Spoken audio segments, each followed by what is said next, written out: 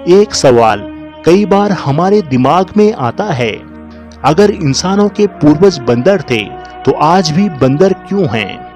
क्या सच में हम और बंदर एक ही पूर्वज से आए हैं? अगर हाँ, तो आज भी बंदर क्यों हैं?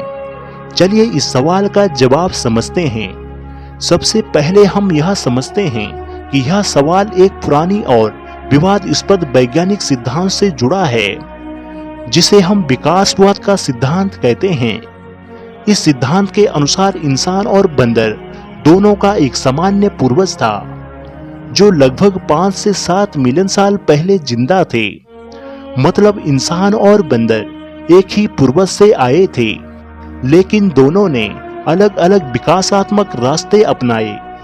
अब अगर हम ये सोच रहे हैं कि अगर हमारे पूर्वज बंदर थे तो आज भी हमारे आसपास जो बंदर हैं तो उनका विकास कहां से हो रहा है?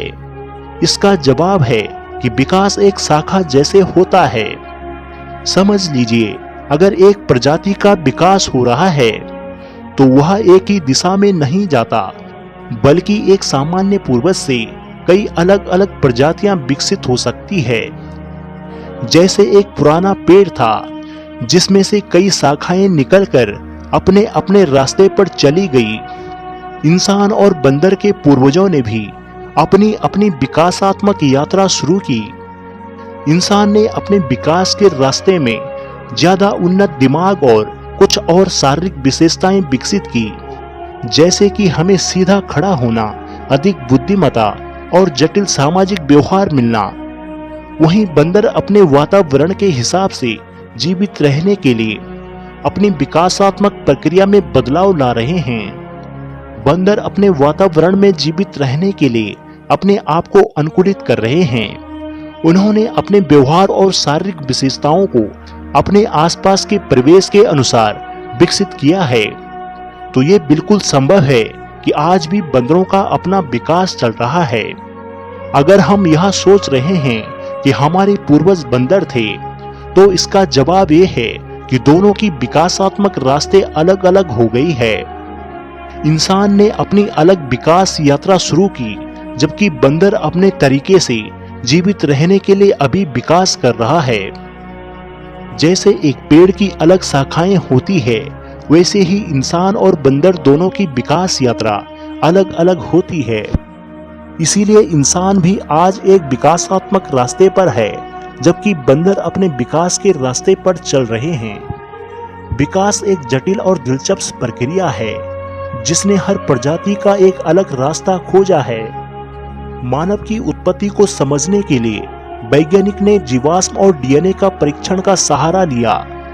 इसमें से प्रमुख खोजों ने इस जिज्ञासा को और गहराई दी। इन्हीं में से कई पूर्वज उभर कर सामने आए, जिनमें लूसी भी एक थी। लूसी लगभग 3.2 मिलियन साल पुरानी ऑस्ट्रेलोपिथेकस अफ्रेंसिस प्रजाति का जीवाश्म है। यह जीवाश्म मानव व बंदर के बीच की कड़ी को दर्शाता है। छोटे कद के बावजूद लूसी की हड्डियां की संरचना से पता चलता है कि यह जीव सीधे खड़े होकर चल पाते थे। होमिनिड नामक विभिन्न प्रजातियां जैसे होमिनिड ने मानव विकास की संरचना को तैयार किया। इन्हीं प्रजातियों से मानव का पहला स्वरूप उभर कर सामने आया। होमो इरेक्टस ये पहली मानव प्रजाति थी जो आज के लोगों जैसा खड़ा होकर चल सकते थे और आग का उपयोग कर सकते थे। यह लगभग 1.9 मिलियन साल पहले अस्तित्व में आए थे। यह धारणा है कि हम सीधे बंदरों के वंशज हैं, जबकि वैज्ञानिक रूप से यह सही नहीं है। हम और बंदर दोनों एक समान पूर्वज से विकसित हुए हैं। यह पूर्वज समय के साथ बदलता चला गया। विभाजन के कारण इन दोनों प्रजातियों की अलग अलग विकास यात्राएं शुरू हुई। यह जीव जो शायद अब विलुप्त हो चुके हैं, इंसानों और बंदरों के बीच जैविक कड़ी का प्रतीक था। विकास के सफर में मनुष्य ने कई ऐसी विशेषताएं विकसित की जो उन्हें अन्य प्रजातियों से अलग बनाती है। इंसानों का मस्तिष्क बंदरों की तुलना में अधिक विकसित और बड़ा है। इसी क्षमता ने हमें विचारशील, भाषा, कला और जटिल समाज बनाने में मदद की। हेलो दोस्तों, अगर आपको यह वीडियो पसंद आई हो तो कृपया हमारे चैनल को सब्सक्राइब जरूर करें व हमारी वीडियो को लाइक व शेयर करें